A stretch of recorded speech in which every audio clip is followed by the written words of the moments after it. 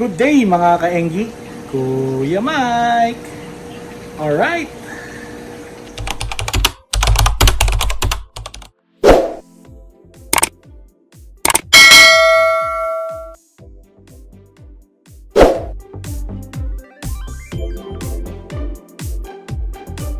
Ayun mga ka-Enggi, no, kung nasusubayan nyo yung channel ko, meron tayong mga 5G dyan, na tank, ano? At inisimulan na natin linisin tong area na to, no, kasi may project tayo na ilalagay dyan sa area na yan, no. Ngayon ito, inurong natin at dito natin lilipat yung ating mga 5G na tank, no. Pero siyempre binigyan ko lang kayo ng update sa ating gapi.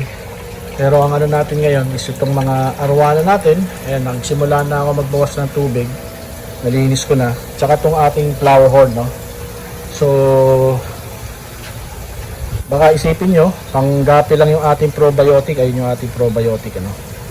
So lalagyan rin natin ng probiotic itong ating flower horn. Ayun, no.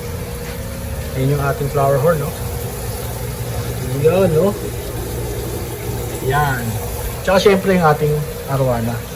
So ngayon paglalagay tayo ng probiotic, no, since may filtration to na mechanical, ayan, no, papatayin muna natin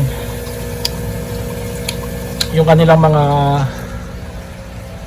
filtration, no. Pati to, ready ko na rin to, no, kasi water change ako, tapos lalagay ko rin ng probiotic yan. So, shoutout nga pala Patrick Yao, no. So ito na, maglalagay tayo ng probiotic dito sa ating flower horn tsaka sa ating arwana. Alright? So ito yung ating probiotic. Ito yung tangke ng ating arwana, no? Flower horn na yun siya. Yun. So since malaki yung tangke, mas marami tayong ilalagay na probiotic dyan. Siguro mga 3 o 4 o 5. Yan.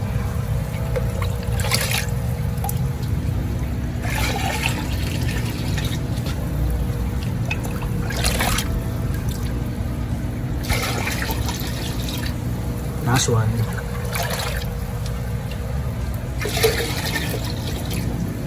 So ayan na, nahalo na natin, no, yung probiotic. Dito naman sa taas sa ating arwana. Alright.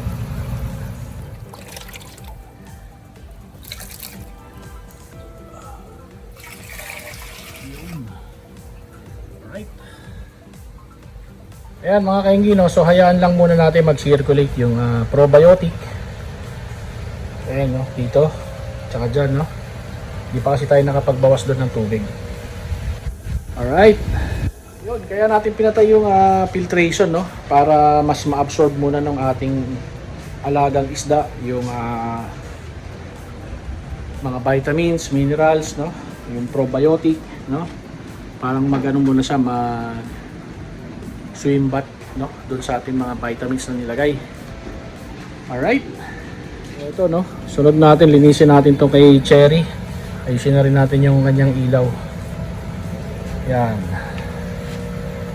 Alright.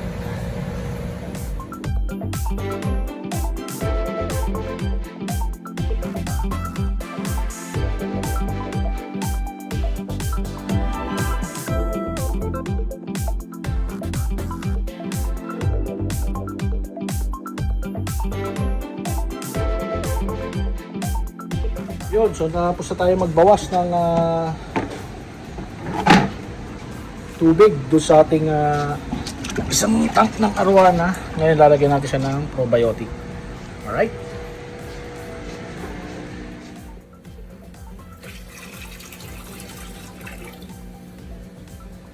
Yun, no? 5 plus.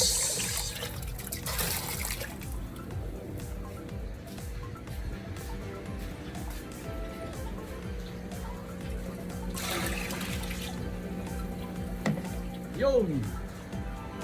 So ito lang gumagana, no, yung pump, no. Pa-cycle muna natin yan. Tapos lunch muna tayo. Mamaya dagdagan natin ng tubig. Alright. So, wag po natin kakalimutan ibalik ang takip, ano, pagka iniwan po natin, no. So hayaan mo natin sila mag-swim bath dyan, pati yung mga feeder fish. Ayan, no. At itong ating arwana at yung ating flower horn. Alright? So mga kaingi, ayan, no, naglalagay na tayo ng tubig, no? After 1 hour, no? Yun, mga kaingi, so nakapag-top up na tayo dito, no? Kay Cherry, tsaka dito sa ating flower horn. Ito naman susunod, no? Ayan, magta-top up na tayo ng tubig. Alright?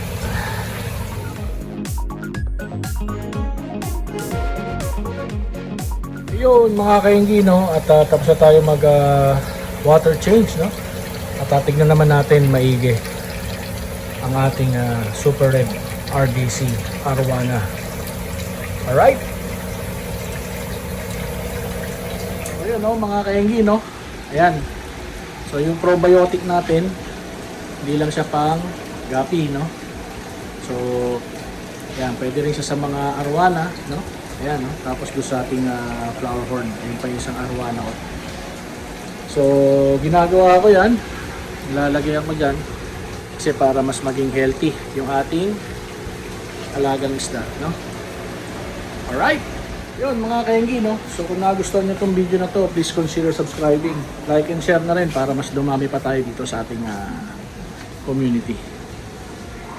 Alright, so ito yung view ng ating mga pinaglalagyan ng ating mga tank, no? Luwag pa, oh. Pero siyempre ginagamit namin to, no? Yan, so nandito yung ating mga guppies. Yan. Tapos abangan nyo po yung project natin dito. Yan, no? Tapos ito yung ating mga arwana.